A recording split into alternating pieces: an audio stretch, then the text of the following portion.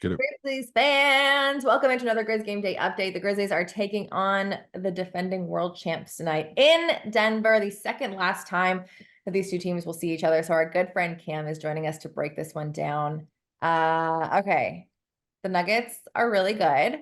They're first in the West, 3-game win streak. The Grizzlies are actually coming off a win against the Spurs a few nights ago. This one's at 8 p.m. Do we start with who is playing and who's not playing for both teams? Sure, let's do it. Okay, you go first.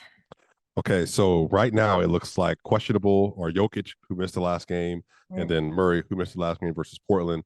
Aaron Gordon and Michael Porter Jr. have apparently been added to the injury report as well. So it's in Denver. They're currently half a game up in the Western Conference.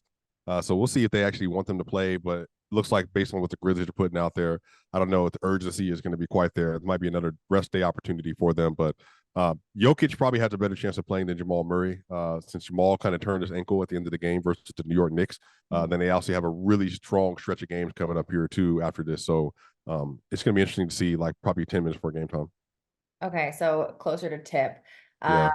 I mean, AG and MPJ are big misses as well. Like, that's 4 guys in the starting lineup that are questionable for Denver. And you mentioned the half game up on OKC. Like, a win tonight would move them 1 full game up, especially going into a tough schedule. So it's interesting to see. For the Grizzlies, Jaren is still in, so that's good news for everyone. Dez is questionable tonight. Jake LaRavia and Lamar Stevens both questionable. Luke is still out with personal reasons. Zaire is out. And I think one of the very happy things for Grizzlies fans is that Brandon Clark, for the first time this season, is not out, but he has been moved up to doubtful. So again, it's doubtful that he plays tonight, but you can see the progression there for games coming up. Vince and John Concha are also doubtful, but let's get into tonight's game. Who is playing, who is not playing is no longer important.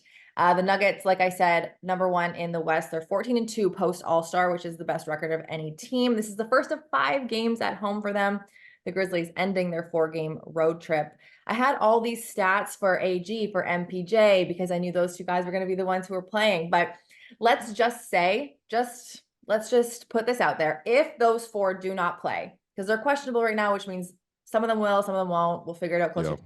If those 4 do not play, who are some of the guys that the Grizzlies need to look out for? Like, who steps up?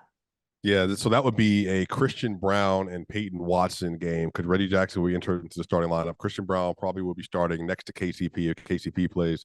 And then Peyton goes to the 4. DeAndre Jordan comes in at the 5. And then off the bench, it's just going to be kind of a little bit of a rummaging. So they're going to have Collins going to play at that backup point guard position, and then Justin Holiday, and then they're going to kind of have to piecemeal it from there.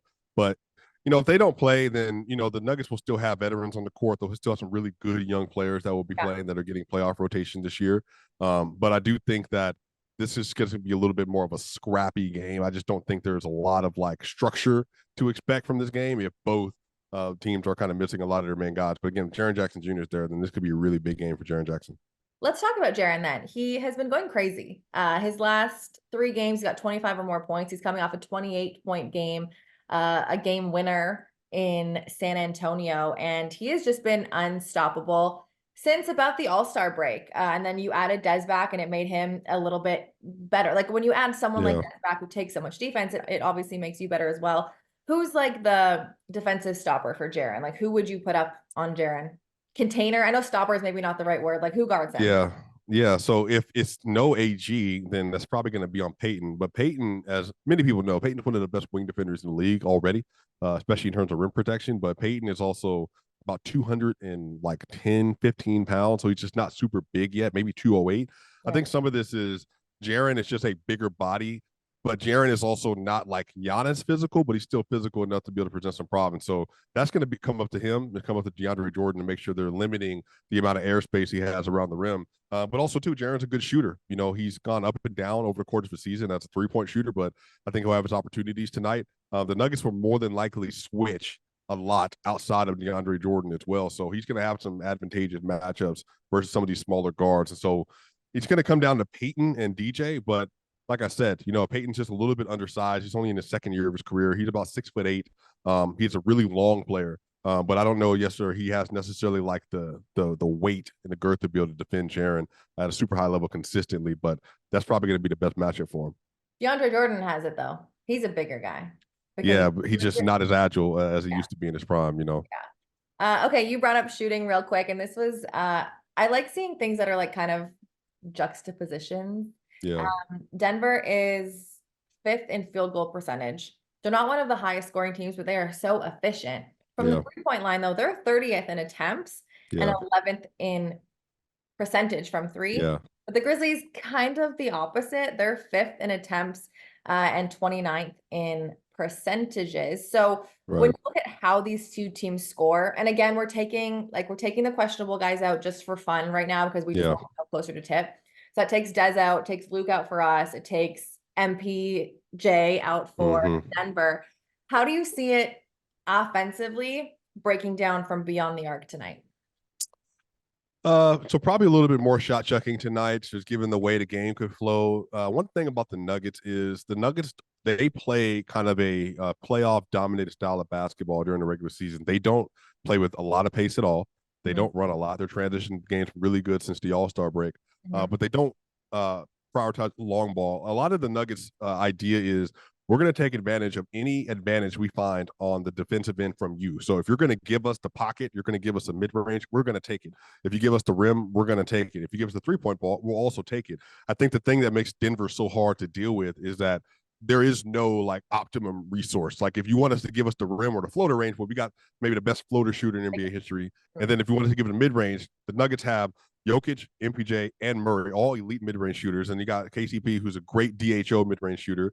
Then 3-point shooter, I mean, Jamal Murray, Nikola Jokic, and KCP and Michael Porter Jr. are all very good 3-point shooters over the course of their career, especially in the playoff setting. So now, if they are not playing, then Peyton is very up and down as 3-point shooter. Christian is a little bit better. But a lot of this is going to be making sure they're creating contact at the rim and getting downhill because they just don't have, outside of those four, a overwhelming amount of 3-point shooters that are able to take advantage of a lot of the limited and creative space they're going to have. But also, too, one of the things, if it's going to be Reggie Jackson and DeAndre Jordan, well, then they're going to try to specialize in that pick and roll. That's what they do. But if the Memphis Grizzlies are smart, which Taylor Jenkins is one of the best coaches in the NBA, they're probably going to see some zone versus that when both of them are in the game because we're just going to try to take away all the vertical spacing that DJ offers. And we just don't believe that outside of Justin Holiday, you have a shooter that can take advantage of some of these gaps that are going to be made from one help over from either side because of the rotations and everything. So it could be a really murky game. Okay, so let's end on some of those weaknesses because you mentioned, if all these guys don't play, this is the particular weakness with these blank Yeah. players. Let's do again, if these guys don't play, Yeah. Denver is still a really good team. They're Yeah. defending champs. They are top in the West right now. What can the Grizzlies do today to take advantage of a team weakness? Whether that be a stat that maybe they're not good at, like something that they are slightly under average at. What can the Grizzlies do? If the Grizzlies do blank well, they set themselves up for a better game. Oh, control the pace, put pressure on the ball, easy, especially for Reggie and for Colin, because they're a little bit undersized, and because Reggie's a little bit older. He's 33 years old. The more pressure you can put on the ball when they're trying to get across to half court, and then when they're trying to get into their action, the more pressure you can put on the point guard position, the better. Because outside of them, Christian and Peyton, they're still young and developing. So I think the more pressure you put on the point guards, controlling the pace of game, getting out and running as much as possible, and then finding efficient shots. Because if they're going to play DJ, they're going to play a lot of drop. And so when you do play drop, you have opportunities in the corner to hit those spot of 3-point shooting. So let it fly. And then hopefully you have a good variance not on your end where you hit a lot of shots. So the more pressure, the more shots you put up and the more pace you play with, I think that gives them a good opportunity to win the game. All right, sounds like a recipe for success. I'm also just gonna, before we go, say I just need it said that 33 is not old. I just need that said. That older guy, he's just not old. Cam, thank you so much for your time today. I appreciate you. I hope it's a good game tonight. Yeah, for sure.